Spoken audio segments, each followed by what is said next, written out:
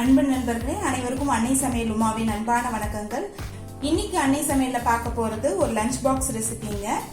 Curd rice, அதுக்கு சூப்பரான side dish potato fry. Curd rice all time favourite டிஷ்ஷுங்க. நமக்கு பிரியாணி எவ்வளவு பிடிக்குமோ அந்த அளவுக்கு தயிர் சாதமும் ரொம்ப பிடிக்கும். அதுவும் சம்மருக்கு இது மாதிரி ஃப்ரூட்ஸோட சேர்த்து சாப்பிட்டீங்கன்னா ரொம்ப சூப்பரா இருக்கும். வாங்க கர்ட் ரைஸும் பொட்டேட்டோ ஃப்ரையும் எப்படி செய்யறதுன்னு பார்க்கலாம். முதல்ல அரை கப் பச்சை அரிசியை அரை மணி நேரம் ஊற வச்சு சேர்த்துக்கலாங்க. தயிர் சாதம் பச்சரிசியில் பண்ணீங்கன்னா டேஸ்ட் ரொம்ப நல்லா இருக்கும். இப்போ தண்ணி சேர்த்துக்கலாம். நான் 1.5 கப் தண்ணி சேர்க்குறேங்க. ஒரு பங்குக்கு 3 பங்கு தண்ணி இருக்கணும். இப்போ மூடி போட்டு குக்கர்லேருந்து 4 விசில் வந்தோடனே இறக்கி வச்சிடலாங்க. இப்போ குக்கர்லேருந்து 4 விசில் வந்துருச்சுங்க. சாதம் நல்லா வெந்துருச்சுங்க. இப்போ சாதத்தை நல்லா மேஷ் பண்ணிக்கலாம்.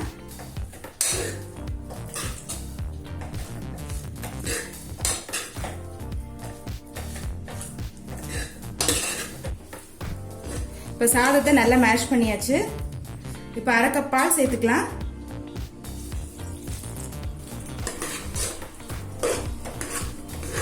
சாதம் கொஞ்சம் ஆறுற வரைக்கும் வெயிட் பண்ணலாங்க. இப்போ சாதம் பார்த்தீங்கன்னா நல்லா ஆறிடுச்சு. இப்போ ஒரு கப் பால் சேர்த்துக்கலாம். நல்லா மிக்ஸ் பண்ணி வச்சுங்க. இது லஞ்ச் பாக்ஸாக இருக்கறனால நான் இந்த மெத்தடில் பண்ணுறேங்க. அதாவது நிறைய பால் சேர்த்துக்கணும், கொஞ்சமாக தயிர் சேர்த்துக்கணும். காலையில் 7 மணிக்கு ப்ரிப்பேர் பண்ணிவிட்டு மதியானம் 1 மணிக்கு சாப்பிடும்போது பார்த்தீங்கன்னா தயிர் நிறைய போட்டிருந்தீங்கன்னா புளிச்சு போயிடும். இதே வீட்டில் நீங்கள் உடனே ப்ரிப்பேர் பண்ணி சாப்பிட்றதா இருந்தால் நிறைய தயிர் சேர்த்துக்கோங்க, கொஞ்சமாக பால் சேர்த்துக்கோங்க போதும். தேவையான அளவு உப்பு, இந்த அளவு தயிர் சேர்த்தா போதும். நல்லா மிக்ஸ் பண்ணி விட்டுருங்க.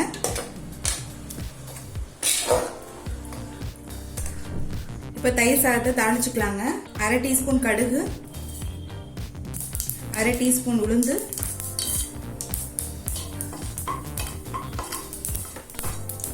ஒரு காஞ்ச மிளகாய், கொஞ்சம் கருவேப்பிலை, கொஞ்சம் இஞ்சி. இப்போ ஸ்டவ் ஆஃப் பண்ணிட்டு கொஞ்சம் பெருங்காயம் சேர்த்துக்கலாங்க. இப்போ நான் தாளிச்சு வச்சிருக்கதை இதில் சேர்த்துக்கலாங்க. நல்லா மிக்ஸ் பண்ணிக்கலாங்க. அடுத்தது ஒரு பச்சை மிளகாய் சேர்த்துக்கலாம். கேரட் துருவல் 1 டேபிள் ஸ்பூன். அடுத்தது கொஞ்சம் திராட்சை சேர்த்துக்கலாங்க. 1 டேபிள் ஸ்பூன் மாதுளம்பழம் சேர்த்துக்கலாம். இது எல்லாத்தையும் மிக்ஸ் பண்ணிக்கலாங்க. இப்போ நான் சேர்த்துருக்க கேரட், மாதுளை, திராட்சை எல்லாமே ஆப்ஷனல் தாங்க. விருப்பப்பட்டா சேர்த்துக்கலாம். பட் சேர்த்தீங்கன்னா ஹோட்டல் டேஸ்ட் கண்டிப்பாக கிடைக்கும். இப்போ கொஞ்சம் கொத்தமல்லி சேர்த்துக்கலாங்க. இப்போ தயிர் சாதம் ரெடி ஆயிடுச்சு. அடுத்து பொட்டேட்டோ ஃப்ரை எப்படி செய்யறதுன்னு பார்க்கலாம். இப்போ சிம்பிளாக பொட்டேட்டோ ஃப்ரை எப்படி செய்யறதுன்னு பார்க்கலாங்க. கடாயில் தேவையான அளவு எண்ணெய், அரை டீஸ்பூன் சீரகம்,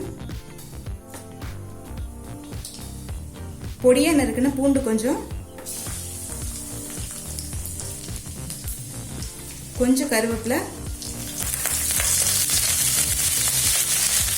அடுத்தது 2 உருளைக்கிழங்கு சேர்த்துக்கலாங்க.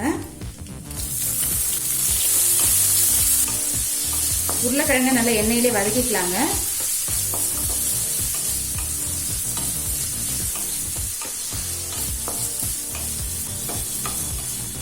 நல்லா 1 நிமிஷம் வரைக்கும் வதக்கிக்கலாம். இப்போ அடுத்தது கொஞ்சம் மஞ்சள் தூள் சேர்த்துக்கலாம். 1 டீஸ்பூன் மிளகாய் தூள், தேவையான அளவு உப்பு.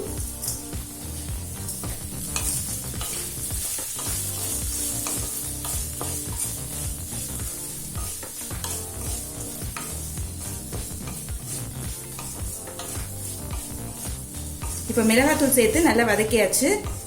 அடுத்தது கொஞ்சமா தண்ணி சேர்த்துக்கலாங்க. இப்போ மூடி போட்டு உருளைக்கிழங்கு நல்லா வேகிற வரைக்கும் வெயிட் பண்ணலாங்க.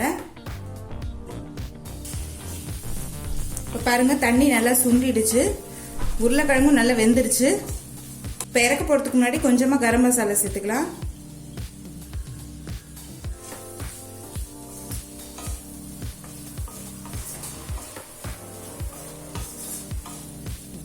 இந்த உருளைக்கிழங்கு ஃப்ரை தயிர் சாதத்துக்கு மட்டும் இல்லை, எல்லா வெரைட்டி ரைஸ்க்கும் நல்லா இருக்கும். இப்போ பொட்டேட்டோ ஃப்ரை ரெடி ஆயிடுச்சு. நம்ம தயிர் சாதத்துக்கு கூட சர்வ் பண்ணிடலாம். இப்போ கர்ட் ரைஸ் ரெடி ஆயிடுச்சுங்க. அதுக்கு சூப்பரான சைட் டிஷ் பொட்டேட்டோ ஃப்ரையும் ரெடி ஆயிடுச்சு. ரெசிபியை ட்ரை பண்ணி பாருங்க, கண்டிப்பா உங்களுக்கே பிடிக்கும். ரெசிபி பிடிச்சிருந்ததுன்னா வீடியோவை லைக் பண்ணுங்க, கமெண்ட் பண்ணுங்க, ஷேர் பண்ணுங்க.